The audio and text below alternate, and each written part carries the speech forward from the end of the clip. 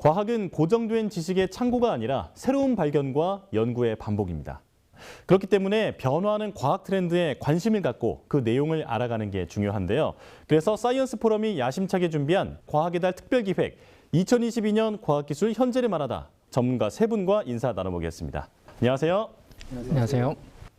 세 분을 이렇게 뵈니까 어떤 과학 이야기가 오늘 오고 갈지 정말 기대가 되는데요. 오늘 주제는 손한별 교수님께서 준비해 주셨습니다. 영상으로 먼저 만나보시죠.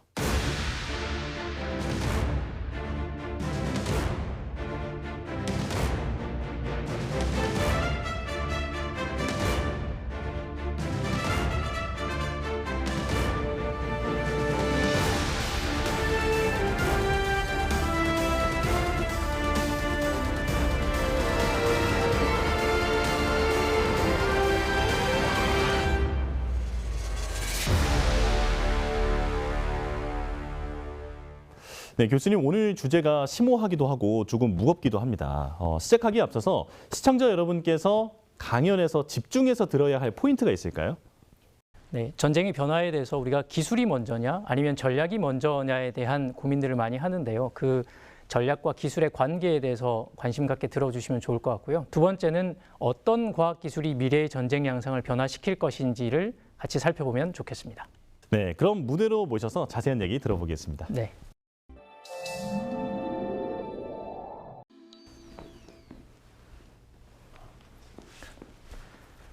네, 국방대학교 군사전략학과 손한별 교수입니다.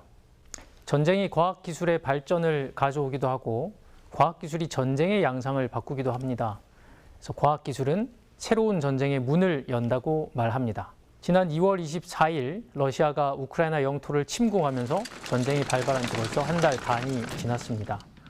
이미 2014년에 크림반도를 강제로 합병했고 돈바스 지역에서 전쟁을 치르면서 이번 사태는 예견된 일이었습니다. 우리가 우크라이나 전쟁에 관심을 갖는 이유는 한반도의 안보 환경도 역시 불안정하기 때문입니다.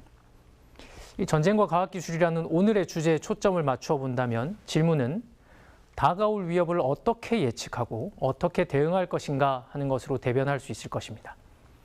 오늘 중점적으로 살펴볼 과학기술과 이 무기체계 전쟁의 관계를 살펴보면 반 크레벨트 같은 사람은 과학기술과 무기체계의 발전이 전쟁의 양상을 바꾼다고 이야기를 했습니다. 그래서 간단한 도구를 활용한 도구의 시대에는 근거리 전투를 했고요. 기계의 시대에는 대규모 병력과 물자를 전투에 활용했습니다. 그리고 시스템의 시대에는 입체적인 군사작전을 치렀고요. 지금과 같은 자동화 시대에는 전쟁도 자동화되고 정확성이 향상되었다고 보았습니다.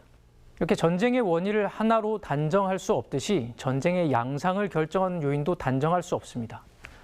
전쟁은 다른 모든 것과 연관되어 있고 또 모든 다른 것은 또 전쟁과 연관되어 있기 때문에 전쟁을 설명하고 변화를 추적하는 일은 세상의 모든 이론과 역사를 다루는 것과 거의 맞먹는다라는 평가가 있습니다. 그러면 전쟁의 양상을 결정하는 가장 중요한 요인 중에 하나인 과학기술과 전쟁은 어떻게 연결될까요? 첨단 무기를 많이 갖고 있으면 전쟁에서 승리하는 것일까요? 이 과학기술이 전쟁의 양상을 변화시킨 가장 대표적인 사례로 2차 세계대전을 들 수 있습니다. 이 지상작전의 제왕이라고 불리는 전차를 먼저 개발한 것은 연합군이었습니다. 그리고 이 연합군 내에서 이 전차를 어떻게 활용할까 하는 많은 고민들이 있었습니다. 하지만 이를 먼저 활용한 것은 독일군이었습니다. 전차 개발에 한 발 늦었던 독일은 기갑부대를 적극적으로 활용해서 전격전을 치렀는데요. 이 전격전으로 유럽 전역을 군사적으로 석권하고 소련마저 위협해 갔습니다. 이 독일의 구데리안이 주창한 전격전은 다음과 같이 치러집니다. 첫 번째는 적 후방 지역에서 분란을 먼저 일으킵니다. 전투기가 또 제공권을 장악해서 주요 시설을 폭격하고요. 기계화 부대는 충격력을 활용해서 전투력을 집중해서 돌파구를 만듭니다. 이렇게 만든 돌파구를 활용해서 후방 깊숙하게 침투해서 상대방의 심리를 마비시킵니다. 또 뒤이어서 차량화된 보병이 들어가서 포위된 적을 소탕하는 식으로 전격전이 이루어집니다. 이 2차 세계대전의 전격전 사례에서 보시는 것처럼 새로운 과학기술은 전쟁의 양상을 변화시킬 수 있습니다. 하지만 새로운 기술이 항상 성공하는 것은 아닙니다. 1차 세계대전 당시에 독일군과 참호를 파고 진지전을 하던 영국군은 소음 전투를 앞두고 자신감이 있었습니다. 이 파괴력을 갖춘 많은 양의 대표를 만들고 갖추고 있었기 때문이죠. 이런 자신감을 바탕으로 탄막 포격이라는 전술을 구사했습니다. 그러니까 먼저 진지에 돌입하기 전에 엄청난 포격을 퍼부어서 독일군이 미리 설치해둔 철조망을 파괴하고 강력하게 구축된 진지도 파괴할 수 있을 것이라고 자신감을 가졌습니다. 그런데 실제로 포격을 하고 보니 불발탄이 너무 많이 나왔습니다. 엄청난 포탄을 쏘고 그 포연이 거치고 난 뒤에 보니까 철조망이 멀쩡했습니다. 그리고 진지 안에서 피해를 입었을 줄 알았던 독일군이 곧장 뛰어나와서 돌격하는 영국군을 향해서 기관총을 쏘았습니다. 결국 이 전투에서 양측은 너무 많은 희생을 당했습니다. 기술을 과신한 탓이었습니다. 이렇게 전쟁 양상은 군사 기술에 따라 변화합니다. 새로운 기술은 군사력이 운용되는 전쟁의 환경 자체를 변화시키고 국가와 국가들 간의 힘의 균형을 또 다르게 만듭니다. 새로운 형태의 위협을 만들어내기도 합니다. 그리고 군사 교리와 전쟁을 수행하는 방법도 변화시킵니다. 또 새롭고 더욱 효과적인 군사 능력을 제공할 수도 있습니다. 그러면 마지막 파트로 우리 지금 미래를 준비하는 군사 혁신은 어떻게 이루어지고 있을까요? 기술이 변화시킬 미래의 전쟁은 과연 어떤 모습일지 같이 살펴보겠습니다. 역사적으로 보면 군사 기술은 속도와 치명성, 정확성을 증강시키는 방향으로 발전해 왔습니다. 이 재래식의 전쟁이 병력과 화력, 기동과 같은 전통적인 군사력을 주요 수단으로 했다면 이 미래는 과학기술의 발전에 따라 더욱 정밀화되고 더욱 무인화된 무기체계들이 사용될 것입니다. 우리 한국군이 국방전략기술으로 선정한 이 기술들을 보면 미래전쟁에서 사용될 신무기를 한번 짐작해 볼 수 있습니다. 몇 가지가 있는데요. 먼저 빅데이터와 자율인공지능에 기반한 감시정찰 기술입니다. 또 모든 군사 자산을 연결하는 지능형 지휘통제 체계도 있습니다. 이 초고속, 초위력을 갖추고 또 정밀성도 갖춘 공격 능력도 있습니다. 또 미래형 엔진, 미래형 추진기관도 있고요.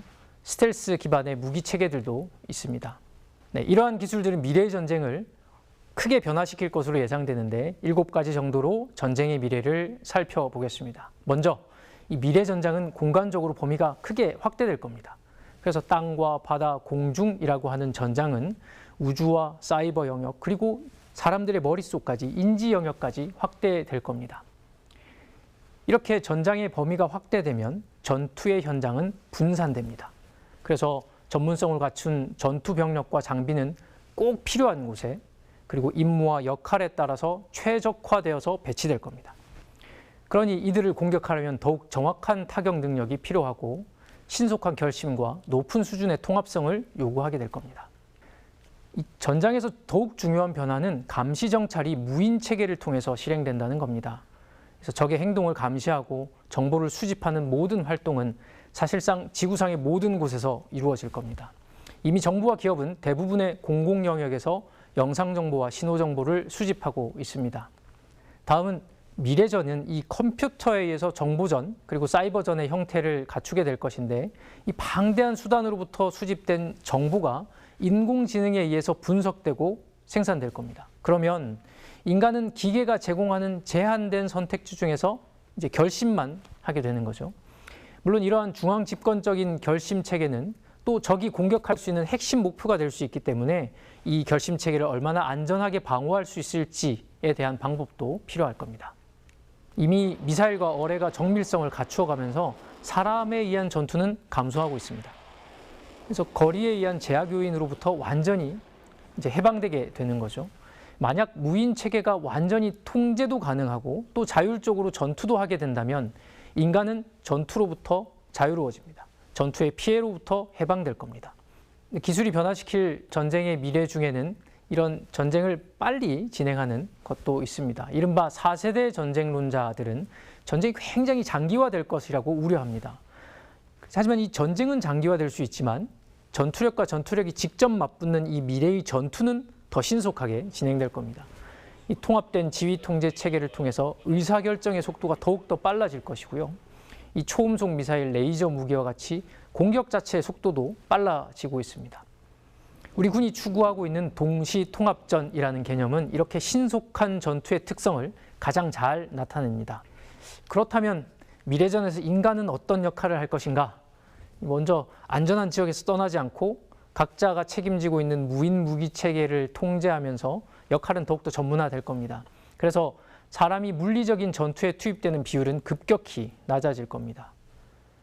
대신에 네트워크에 연결돼서 로봇과 팀을 이루고 전투에서 결심과 통제를 담당할 수 있습니다. 만약 전투 현장에 사람이 직접 투입된다면 이 병력의 외형은 좀 달라질 것 같습니다. 이 기술적으로 이 상황 인식 그리고 육체적인 능력도 향상시킬 것이고요. 나의 몸을 보호하기 위한 플랫폼도 갖추게 될 겁니다. 그리고 사람의 인식과 판단력을 향상시키기 위한 약품도 가까운 미래에 만들어질 것 같고요. 이 전투력을 높이기 위해서 유전자를 조작한다거나 이 근골격 수술도 같이 시행될 수 있을 겁니다. 전장 영역이 급속하게 확대되고 장기화된 전쟁 속에서 상대방의 기습적인 행동은 쉽게 파악되지 않습니다. 그래서 이제 전쟁은 인간의 머릿속에서 시작된다라는 이야기가 있습니다. 이미 사이버 공간을 넘어서서 인간이 현상을 인식하고 결심하는 인지 영역을 먼저 차지하려는 경쟁이 벌써 시작되었습니다. 그래서 가짜 데이터, 조작된 정보가 활용되고 상대는 전쟁이 일어나고 있는지 나의 이익이 침해당하고 있는지를 모를 수조차 있습니다. 어떻습니까? 미래의 전쟁이 좀 그려지십니까? 이 전쟁과 과학기술에 대해서 한번 살펴봤는데요. 여러분들 지금 우크라이나 전쟁 사태를 보면서 정말 전쟁은 사라져야 된다는 생각을 많이 하셨을 겁니다. 하지만 왜 우리가 전쟁을 준비해야 되는지에 대해서는 2009년 노벨 평화상을 수상했던 오바마 대통령의 수상 연설을 같이 들어보면 될 것 같습니다. 저는 전쟁이 인기 없는 이유를 압니다. 그러나 평화가 바람직하다는 믿음만으로는 좀처럼 평화를 이룰 수 없다는 것도 잘 압니다. 평화는 책임을 요구합니다. 평화는 희생을 요구합니다. 이 파괴와 죽음이라는 전쟁의 본질은 변하지 않고 전쟁의 양상만이 카멜레온처럼 변합니다. 과학기술은 전쟁 양상의 변화에 큰 영향을 주지만 새로운 기술을 어떻게 사용할 것인지에 대한 고민도 너무나 중요합니다. 그러니 누가 나를 위협하는지, 무엇으로 어떻게 위협할 것인지를 잘 살펴봐야 합니다. 이를 통해서 미래의 전쟁에 잘 대비하고 또 전쟁을 막을 수도 있는 것입니다. 이것으로 제 강의를 마치겠습니다. 감사합니다. 네, 손원별 교수님의 강연 잘 들었습니다. 다시 자리에 모시고 Q&A 시간 이어가겠습니다. 자, 두 분 그 교수님, 박사님의 그 질문을 들어볼 텐데요. 먼저 김은혁 박사님, 질문하실 게 있을까요? 전쟁이 갖고 있는 내용들을 정확히 파악하는 게 필요하다고 생각합니다. 예를 들면 좋은 전쟁과 나쁜 전쟁이라는 단어가 맞는 단어인지, 청소년들을 위해서 그 내용들을 자세하게 설명해 주실 분이 필요하다고 생각해서 제가 질문 드리도록 하겠습니다. 네, 사실 정당한 전쟁과 부당한 전쟁에 대해서 많은 연구들이 있어 왔습니다. 이 정당한지 부당한 전쟁인지에 대해서 몇 가지 조건들이 있는데요. 첫 번째는 이 전쟁이 과연 좋은 의도에서 시작되었느냐, 아니면 방어적인 목적과 같이 정당한 이유가 있느냐, 또는 정당한 결정체가, 권위를 가진 결정체가 그것 전쟁을 결정했는지, 또는 희생을 최소화하기 위해서 전쟁을 신속하게 끝내려고 하는 것인지, 그리고 전쟁이 최후의 수단으로 사용되었는지, 그리고 마지막으로는 이 민간인과 전투원의 구별을 명확하게 하고 있는지와 같은 것들입니다. 그런 측면에서 보면 이 러시아와 우크라이나의 전쟁은 몇 가지 관찰해야 될 관점이 보입니다. 첫 번째는 이 푸틴 대통령이 러시아인에 대한 학대와 차별을 이유로 자기에게 유리한 세계 질서를 만들기 위해서 전쟁을 시작하였는지, 두 번째는 부차에서 집단 학살이 일어났던 것처럼 이 우크라이나 시민과 전투 병력들을 명확하게 구별하지 않고 민간인을 학살했다든지, 또 추가적으로는 대량 살상 무기가 사용된다든지, 그리고 마지막으로는 이 러시아 집권층이 자기의 이익과 책임을 면피하기 위해서 우크라이나 시민과 또는 러시아 시민들의 의지와 관계없이 이 전쟁을 불필요하게 끌어가서 희생을 강요한다면 이 전쟁은 분명히 부당한 전쟁으로 판명나게 될 것입니다. 다른 질문 한 가지는 1950년대부터 60년대까지 구소련과 미국이 우주 개발 전쟁을 사실 했었습니다. 그 바람에 굉장히 많은 우주 기술이 개발이 됐었죠. 그렇게 보면 기술 개발을 이루기 위해서는 일정 정도의 긴장과 갈등이 필요한 것이 아니냐라는 의사들도 굉장히 많습니다. 그 갈등과 긴장의 최종 장점은 결국 전쟁일 텐데 인류가 어느 성숙한 단계에 이르기 전까지 인류의 과학기술 개발을 위해서 긴장과 갈등이 계속돼야 되느냐 하는 것에 대한 교수님의 생각은 어떠신지 여쭤보겠습니다. 네. 이 새로운 경쟁의 공간이 만들어지면 거기서는 당연히 긴장이 있을 수밖에 없고 또는 전쟁으로 발전하기도 합니다. 지금 사이버 영역에서 일어나고 있는 것들처럼 기술의 발전을 이 국제적인 규범이 또는 국가적인 규범이 따라가지 못하면 그 경쟁이 더욱더 심화되는 거죠. 이 전문가들이 앞으로 일어날 수 있는 경쟁의 지점이 어디인지 명확하게 판별하고 거기에 어떻게 대응할 것인지 같이 고민해 나가는 것이 정말 중요합니다. 우리가 지구를 몇 번이고 멸망시킬 만한 무기를 가지고 있음에도 불구하고 그것이 사용되지 않고 평화를 유지해 올 수 있었던 것처럼 국제사회가 같이 노력한다면 우주 공간에서의 경쟁도 전쟁으로 이어지지 않을 수 있다고 생각합니다. 이번엔 고희종 교수님의 질문도 들어보겠습니다. 네, 좋은 강의 잘 들었습니다. 네, 저는 이번 그 우크라이나 러시아 전쟁에서 보면서 참 참혹하다 이런 생각을 많이 했거든요. 개인 대 개인이 어떤 폭력이라면은 전쟁은 국가 간의 폭력이거든요. 그래서 어떤 형태든 전쟁은 좀 없어야 되겠다 이런 생각을 하면서 이 공상 같은 얘기입니다만은 혹시 그 요새 무기들은 전부 전자제어 장치가 다 달려 있잖아요. 그래서 원격으로 조정해서 그런 제어 장치를 무력화하거나 아예 불용화할 수 있는 그런 기술 개발은 혹시나 가능한 것인지 그런 쪽에 의견이 있으시면 좀 말씀해 주세요. 네, 말씀하신 그런 무기 체계들은 모든 나라가 갖고 싶어 하고 또 제가 보기에는 모든 나라가 또 그런 기술을 가지려고 개발 중에 있을 것으로 생각이 됩니다. 다만 몇 가지 문제가 있는 거죠. 그게 정말로 나를 공격하려는 무기, 나를 공격하려는 태세를 갖추고 있을 때에만 그 무기가 사용돼야 될 것이고요. 두 번째는 국가뿐만 아니라 테러리스트와 같은 비국가 행위자들도 그런 기술을 갖고 싶어 한다는데 문제가 있습니다.